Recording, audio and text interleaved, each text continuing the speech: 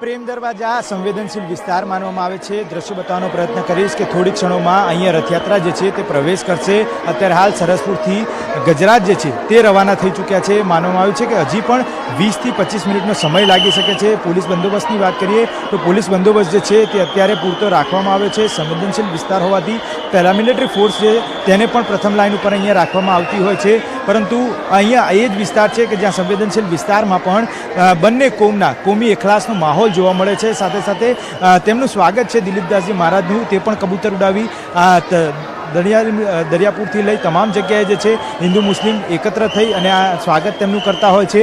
મહત્વનું છે કે અહીંયા જ્યારે મુખ્યમંત્રીની સાથે સાથે તમામે પહંદ વિધિ કર્યા બાદ જે અહીંથી રવાના થઈ હતી રથયાત્રા, ત્યારબાદ હવે જ્યારે પરત રથયાત્રા જે છે તે સરસપુરથી નિજ મંદિર પરત આવતી હોય છે ત્યારે ગૃહ રાજ્યમંત્રી હર્ષ સંઘવી અહીંયા આવવાના છે। ગૃહ રાજ્યમંત્રી આવ્યા બાદ તેઓ પણ તંબુ ચોકી સુધી અહીંયાથી ચાલતા જશે અને તમામ જે બંદોબસ્ત છે, કોમી એખલાસનો માહોલ છે તેનું પણ નિરીક્ષણ કરશે અને અહીંથી સીધા તેઓ ત્યાં રવાના થશે। માનવામાં આવે છે કે અહીંયા આગળ આ એ દ્રશ્યો છે કે જ્યાં મોટી સંખ્યામાં પોલીસ બંદોબસ્ત જે છે તે ફાળવવામાં આવે છે। સાથે સાથે બોડી વોર્ન કેમેરા જે છે તેને લઈ અને સીસીટીવી કંટ્રોલ રૂમ જે છે તે પણ અત્યારે રાખવામાં આવે છે। પોલીસ કમિશનર ખુદ છે તે અહીંયા અત્યારે હાલ આવી પહોંચ્યા છે। દ્રશ્યોમાં જોઈ શકો છો કે તેમના દ્વારા આ સંવેદનશીલ વિસ્તાર છે તેનું નિરીક્ષણ કરવામાં આવશે। નિરીક્ષણ કર્યા બાદ ગૃહ રાજ્યમંત્રી જે છે તે ગૃહ રાજ્યમંત્રી પણ અહીંયા આગળ આવશે। ત્યારબાદ જે રૂટીન પરંપરા જે છે કે જ્યારે પણ કોમી એખલાસનો માહોલ વધુ પડતો દેખવા મળે ત્યારે તેઓ અહીંયાથી ચાલતા ચાલતા સીધા જે રથયાત્રા રૂટ છે તંબુ ચોકી ત્યાં સુધી જતા હોય છે। તો હાલ જે રીતે ભગવાન જગન્નાથની 147મી રથયાત્રા નીકળી છે અને દરિયાપુર પહોંચી છે, તો જેમાં વિવિધ પ્રકારના ટેબ્લો અને અખાડા આકર્ષણનું કેન્દ્ર બન્યા છે। ભગવાનના દર્શન માટે ભક્તો રોજ એમને મળવા જતા હોય છે, પરંતુ આજે જ્યારે ભગવાન ભક્તોને મળવા માટે પહોંચ્યા છે ત્યારે ભક્તોમાં ખૂબ જ આનંદ અને ઉત્સાહ જોવા મળે છે। ભક્તોએ ભક્તિમાં લીન જોવા મળી રહ્યા છે અને અમદાવાદ એ હાલ ભક્તોથી ઉભરાઈ રહ્યું છે। વિવિધ દેશમાંથી અલગ અલગ જગ્યાએથી સાધુ સંતોનો જમાવડો પણ જોવા મળ્યો છે અમદાવાદમાં। તો ભગવાન જગન્નાથ જ્યારે ભક્તોને મળવા માટે પહોંચ્યા છે, આજે નગરચર્યાએ નીકળ્યા છે ત્યારે ભક્તો ભક્તિમાં લીન જોવા મળ્યા હતા।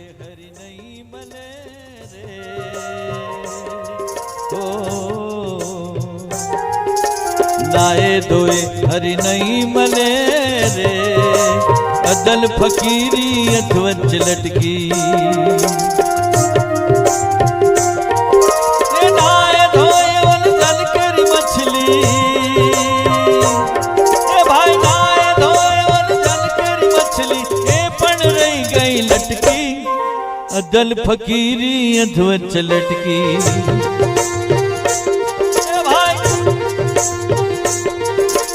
हरे फरे धरि नहीं मले रे, अदल फकीरी अथवच लटकी।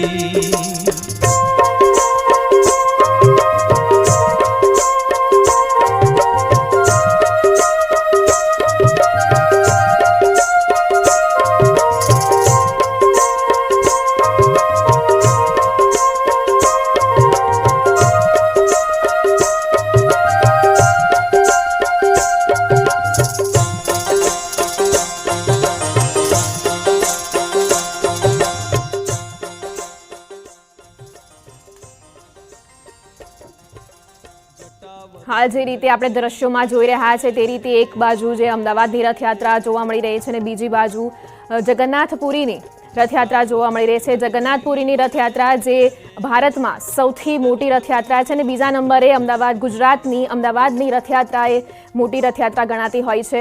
તે રીતે હાલ આપણે દ્રશ્યોમાં જોઈ રહ્યા છીએ। એક દ્રશ્યમાં જગન્નાથપુરીની રથયાત્રા નીકળી રહી છે અને બીજી બાજુ અમદાવાદની રથયાત્રા જોવા મળી રહી છે।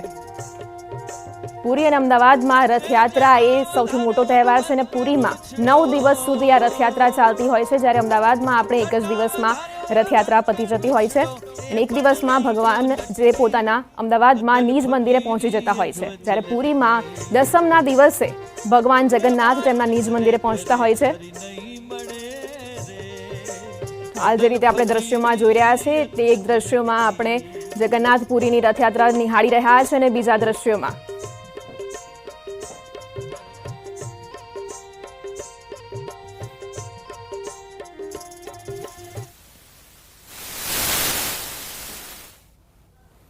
હાલ જે રીતે દ્રશ્યોમાં આપણે જોઈ રહ્યા છે, એક બાજુ જગન્નાથપુરીની રથયાત્રા અને બીજી બાજુ અમદાવાદની રથયાત્રા.